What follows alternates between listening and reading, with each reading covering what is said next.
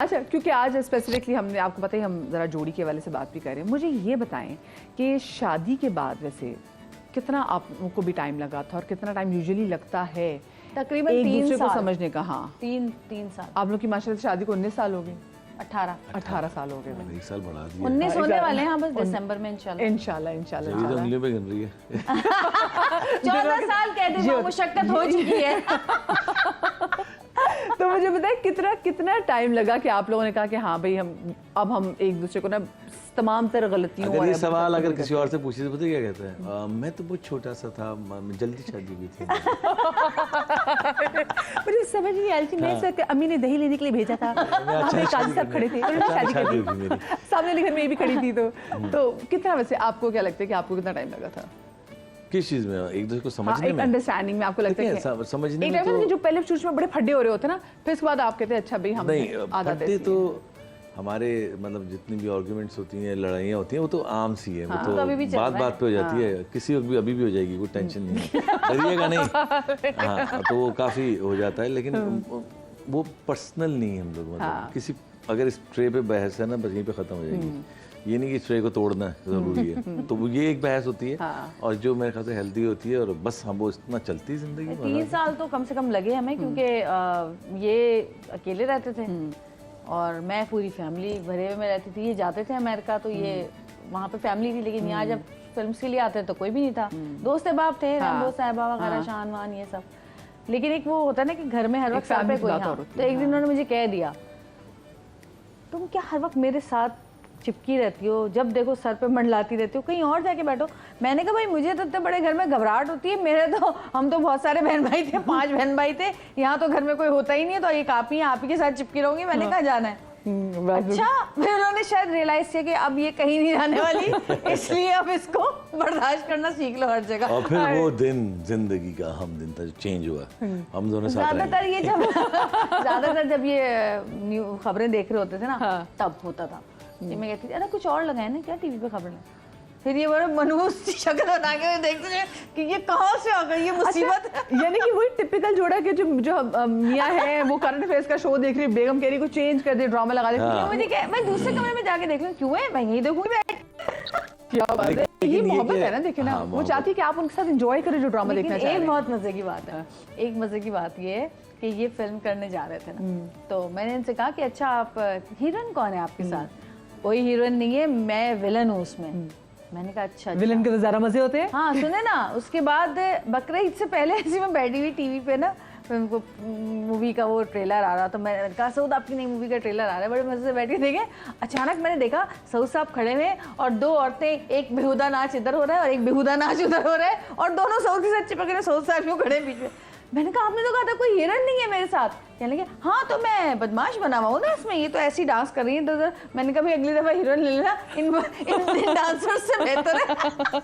मैं बता रही हूँ जो वो होते थे ना, क्या कहते हैं विलन, उनके ज्यादा मजे होते थे। आप लोग मेरा बेइज्जती प्रोग्राम है।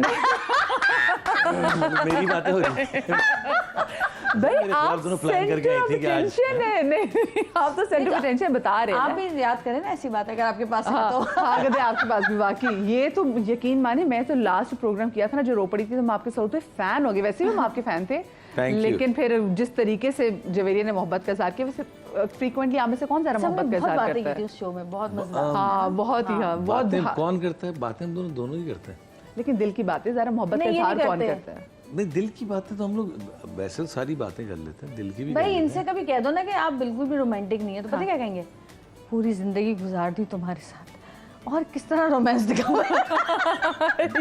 ये क्या जस्टिफिकेशन है कि मैंने जिंदगी गुजार दी है?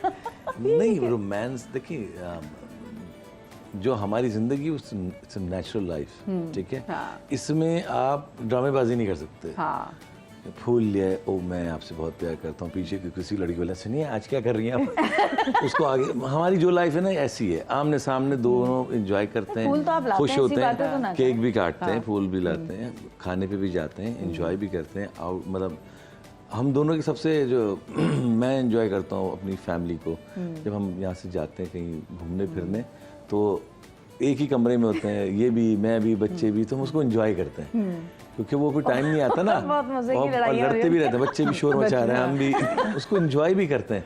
तो वो टाइम जो होता है मेरे लिए सबसे बेस्ट टाइम होता है कि हम सब साथ होते हैं। बच्चों की सब चीजें कौन ज्यादा मानता है? मतलब जवेरिया आप ज्यादा मानती है या ये ज्यादा मानते हैं सऊद भाई? सरेंडर कौन करता है बच्चों के सामने? मेरा रोल जो है ना वो ये जो एक मिसाल नहीं देना चाह रहा था कि मैं उसको बताऊंगा जब हालात ख़राब होंगे, समझ तो गई होंगे।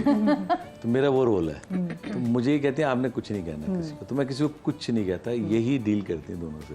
तो यही जो भी करना है, पैम्पर करना है, बात माननी है, सुननी है, कहना है। ऑफ कोर्स जन्नत का ज़रा एक वो ग्रेट आप है तो वो ज़्यादा बोलते, तो अक्सर इब्राहिम भी कहता है कि आप जन्नत आप ही को ज़्यादा वो करते हैं। हालांकि मेरी नज़र में दोनों बराबर हैं, लेकिन अब उसको मैं समझाता हूँ, तो आप ही जो है ना वो मेहमान है बेटा, वो तो शादी करके चली जाएंगी, तो नहीं रहेगा मेरे साथ। तो अक्सर वो कहता भी आप लोग मेरे साथ ही रहेंगे। खुद बताइए, मुझे भी टोर दे।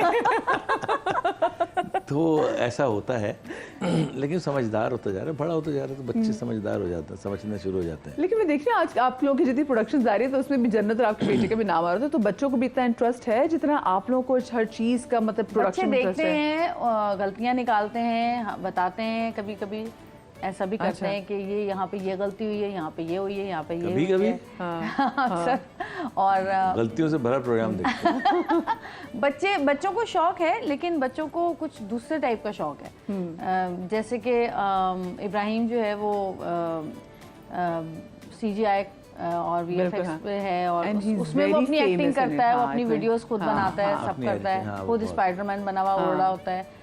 तो उसको वो दूसरी है, लेकिन वो पाकिस्तानी ड्रामा से कितना मजा आता होगा ना जब आप देखते हो कि आपके बच्चे मतलब इतनी छोटी उम्र से उनकी एक अपनी अप्रोच है, उनका एक अपना दिमाग है और वो उसको फॉलो कर रहे हैं and they doing pretty good in it. तो मतलब कितना फख्र होता होगा, क्या लगता है कि हाँ भाई लाइक अब now I can go in peace, कि बच्चे मेरे जो है ना अभी से इतने समझदार। इब्राहिम का तो एक चीज़ बिल्कुल फोकस है कि मैंने ये करना है।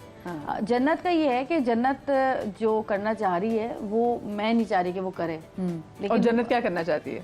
वो साइकोलॉजी पढ़ना चाहती है, उसको बहुत शौक है। वो बहुत अरसे से ना, वो वैसे भी बुक्स के अलावा जब नहीं थी वो तब भी पढ़ती थी साइकोलॉजी, लॉ ऑफ अट्रैक्शन और ये सारी चीजें। साइकियाट्रिस्ट बनना चाहती है। तो फिर आप लोग क्योंकि वो पता है क्यों बनना चाहते हैं, हम दोनों को देखने के बाद कहती इलाज यहीं से शुरू करूंगी, तो हम दोनों दो पेशेंट घर में ले, तो कहती है ये करूंगी। लेकिन ये कि उसका सिंगिंग बहुत अच्छी है, उसकी बहुत अच्छा गाती है। BTS जो कोरियन म्यूजिकल बैंड है, म्यूजिकल बैंड कोरियन, वो उसका वो उसी डाई हार्ड फैन है और बहुत उसको पसंद है, कोरियन गाने गाती है। अच्छा समझ, अब आई एम श्योर कि इन बच्चों को कोरियन समझ भी आने लग गई होगी। हाँ वो समझ आती है, जाहिर है, वो गाती भी है पूरा वो। और आप ये समझे कि उनका एनसाइक्लोपीडिया ही है, वो सब बताएगी आपको कि ये जो 7 लोग हैं, वो देखे ना तस्वीर भी बनी हुई है। हाँ, ये जो 7 लोग हैं ये कहाँ से शुरू हुए, इन्होंने क्या क्या कुर्बानियाँ दी, क्या क्या हुआ, इनके सब कुछ पता है।